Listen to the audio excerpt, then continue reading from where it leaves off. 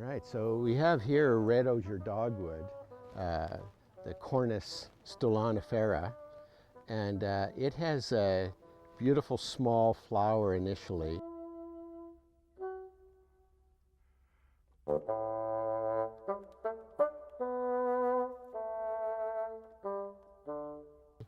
And then it has the white berries that come later. By the way, these white berries are an exceptional, you'll see how they squirt. So you can notice that this particular berry, when you squeeze it, you get a really immense amount of a very soothing, very slippery kind of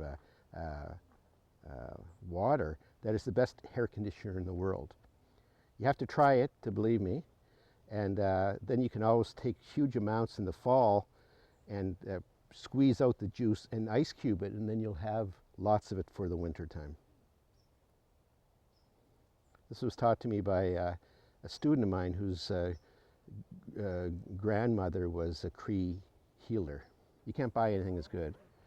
The plant itself has a number of uses. The bark and the leaves both contain cornine, which is a very interesting compound that is helpful for relieving anti-inflammatory conditions, anodyne, antipyretic, for those who are allergic to salicylates.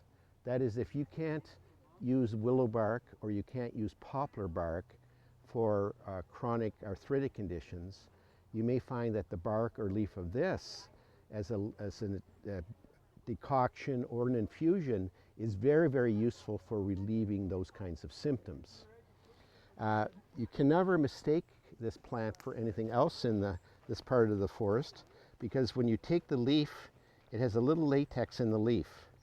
And like its cousin bunchberry, when you do it, you'll notice that it has a latex that holds the leaf together. And it's the only plant in this part of the world that has that kind of quality. Now, interestingly, people in the native people, First Nations of this part of the world, particularly the Cree in northern Alberta, would take the stems of this plant, feather them, put them by a fire, and then as they curled back, they would remove the inner bark and put that into their smoking mixtures, which they called kinnikinnick. Now, kinnikinnick is actually a smoking mixture, not a specific herb. And they would take blends and make blends. Now, they would often take and combine this with another plant to create a relief from different kinds of conditions, inflammatory, moods, etc., swellings, rheumatism, headaches, etc.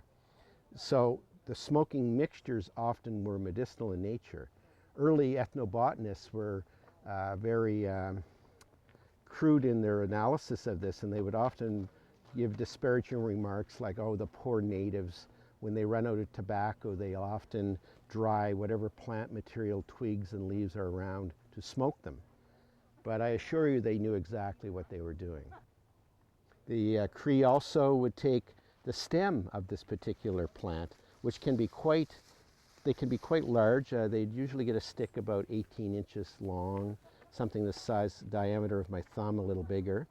And they would go to the gall of goldenrod. Goldenrod stems often will have an insect gall about halfway or 2/3 up the stem. They would remove that little insect, stick it into the end of the Red Osier Dogwood branch, and it would have no choice but to crawl out the other end. Take a couple of months, and then they would have a perfect pipe stem for smoking their kinnikinnick mixture. This is fireweed in its later stages. The flowers are just starting to fade and go into the pods. This used to be called Epilobium angustifolium. They've changed it now. It's Chamerion angustifolium. Fireweed, the name fireweed connotates that it actually moves into areas of destruction, either nature, landslides, etc., fires. In fact, it was the first plant to come back on Mount St. Helens after the eruption. It was one of the first introductory plants. Fireweed has a number of great uses. The flower itself is a rich source of nectar, and in fact, fireweed honey is the preferred confectionery honey by bakers and people who make desserts. It's the finest honey for that kind of purpose. The flowers themselves, absolutely, when you taste them, you can taste the sweetness of the flower. The plant itself, particularly the leaves, and to a lesser extent the root, the leaves are very, very useful as a infusion for people who suffer canadensis or who have ileocecal valve incompetence associated with intestinal dysbiosis and the wrong kind of bacteria growing in the large intestine. The leaf is also the most important, or one of the most important, along with nettle, stinging nettle root, for maintaining health and integrity of the prostate. That is, it will help to prevent enlargement or benign prostatic hyperplasia or hypertrophy of the prostate, as well as some clinical trials of recent origins suggest that it may be useful for the early treatment of prostate cancers. So this particular leaf, very, very useful. It contains compounds that my good survivalist friend Morris Kochanski says activate other herbs that it is put with and maybe increase their efficacy up to 7 times. And I have noticed with some herbal formulas that that may be true. In fact, the early Kamchatka ales that were produced in Siberia with Amanita muscaria, the great fly agaric, they would take the dried fruiting bodies of that particular mushroom, combine it with the stems that are rich in sugar of fireweed, the stems of cow parsnip, Heracleum lanatum, which are also very rich in sugars. In fact, were used for years as part of beers in Czechoslovakia and Hungary, and unripe blueberry, the Vaccinium uliginosum, the green fruited interior, like the green on the inside, blue on the outside, that particular berry in the unripe stage, those 4 were fermented into an ale that was very, very powerful, hallucinogenic, and used for shamanic journeys and seance and stuff of that nature. That particular formula is something that is being reintroduced by people today. The fireweed itself, the other things that is interesting, it has one of the few fibers from the wilderness that is, and you can see the fluff. If I could just get you a little bit of fluff here. You'll notice this is the fluff that comes from the fireweed pod, and you'll notice how soft and very light it is. And natives of this part of the world and into British Columbia used to combine this particular very waterproof fiber with dog hair or mountain goat hair and make waterproof blankets and other things for themselves. They wove it together. And you can see that it really lends itself to actually spinning. The other thing it's really good for is it's one of the few wilderness wicks that doesn't carbonize. That is, if I took this wick, put it into some fat, lit it, it would burn endlessly through the night and would not burn up. So it's a good wick to know about if you are ever caught in the woods without all the amenities. So fireweed, a very, very valuable plant, has some other minor uses. Its astringency can be very useful for some respiratory problems, for intestinal issues, but mainly for the prostate on all levels, either for enlargement or cancer.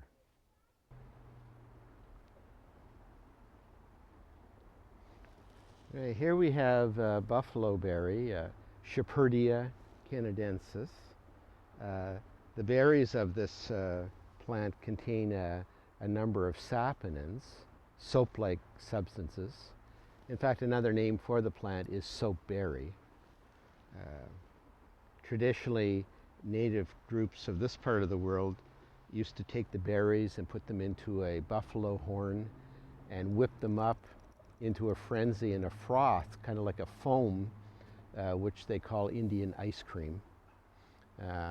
It actually has very unusual flavor, and today many people who do this as part of ceremony or just for a special event, they often add sugar to it to make it more palatable. But I did a talk many years ago at the university when I was an herbalist, say 25 years ago at the university where I teach. I gave a talk to a couple of hundred third, fourth year medical students and nurses, and talking about herbal medicine in general.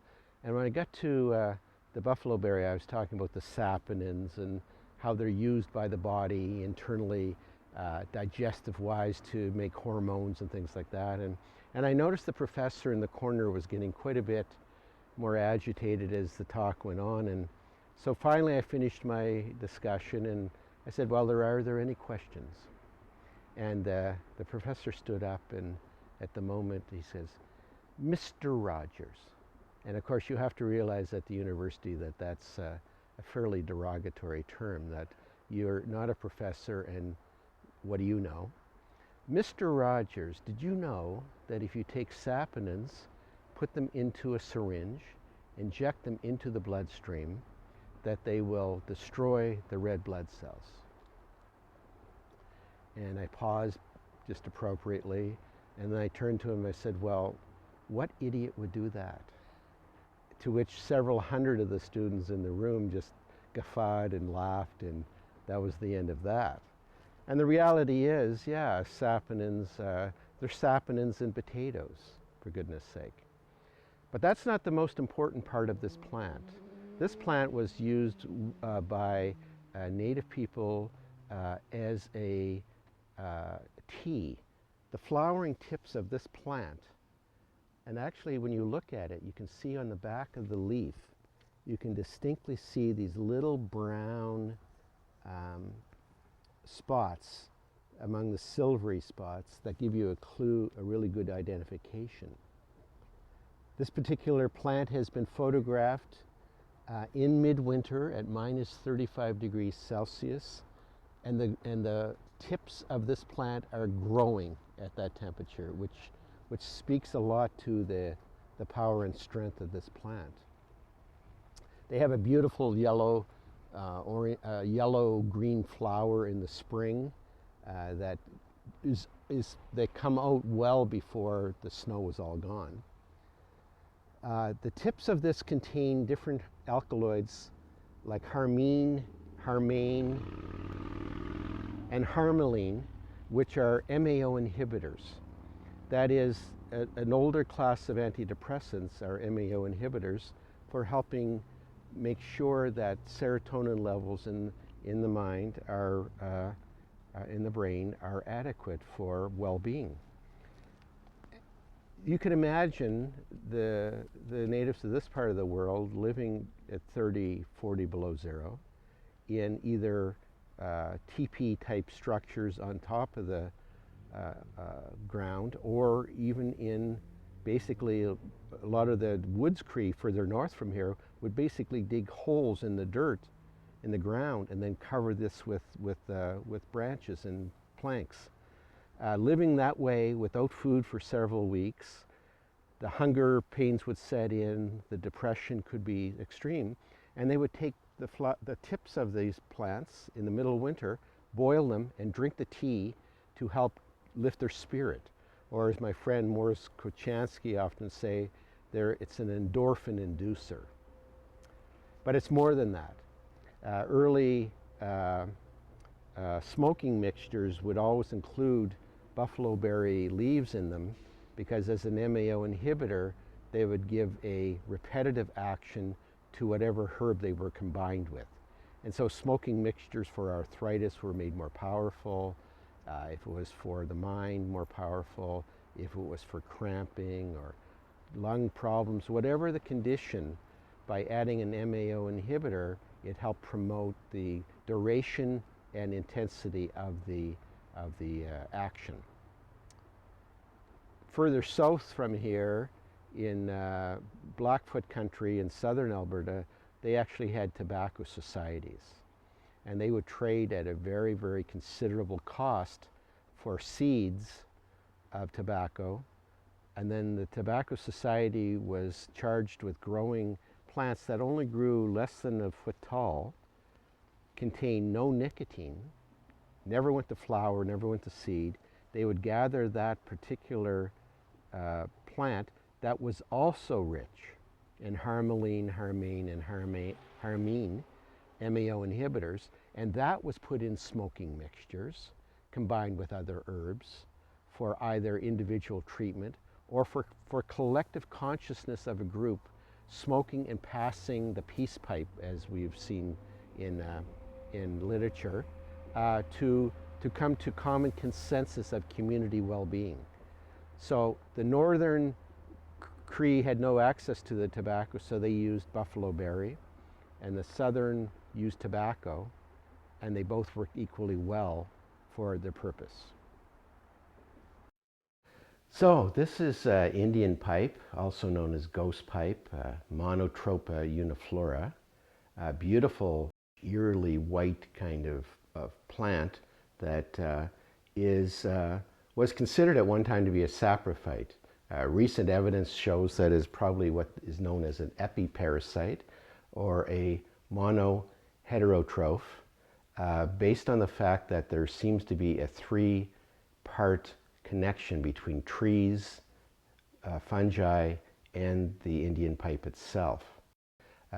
Ryan Drum has done some interesting research. He found that in early New England, when lands were cleared, forests were cleared, one of the first things that came in was Indian pipe, way before trees, way before fungi, into clearings, suggesting that there may be something associated with Indian pipe that sets the stage for further colonization by fungi and plants.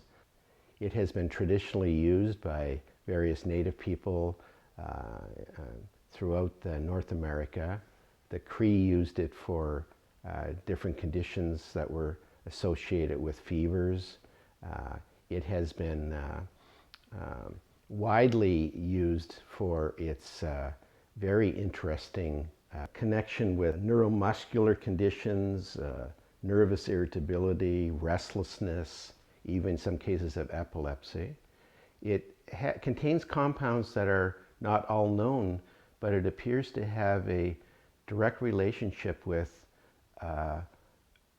pain relief. That is, individuals who are suffering pain will feel, be still aware that they have some pain, but it kind of removes them one step away from it. My herbal friend and colleague Sean Donahue has mentioned to me that he really likes to use Indian pipe for shifting or changing the sensory information pathways, and including for people who are experiencing bad trips from various types of drug overdoses or things of that nature.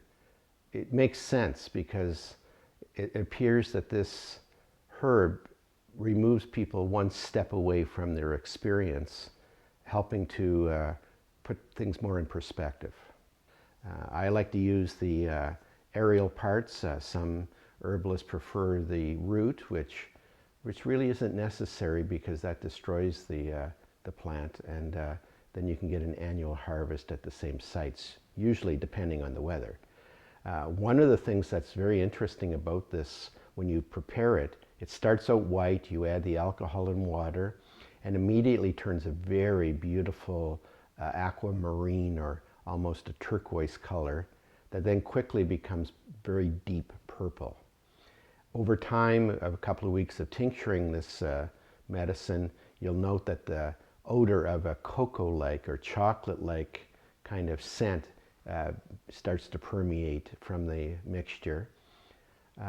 When taken in maybe a teaspoon to a tablespoon, many people find that not only does it give them a restful sleep, but that also they have very vivid dreams, that the technicolor aspect of dreaming seems to come more forth. So, very interesting plant, Indian pipe.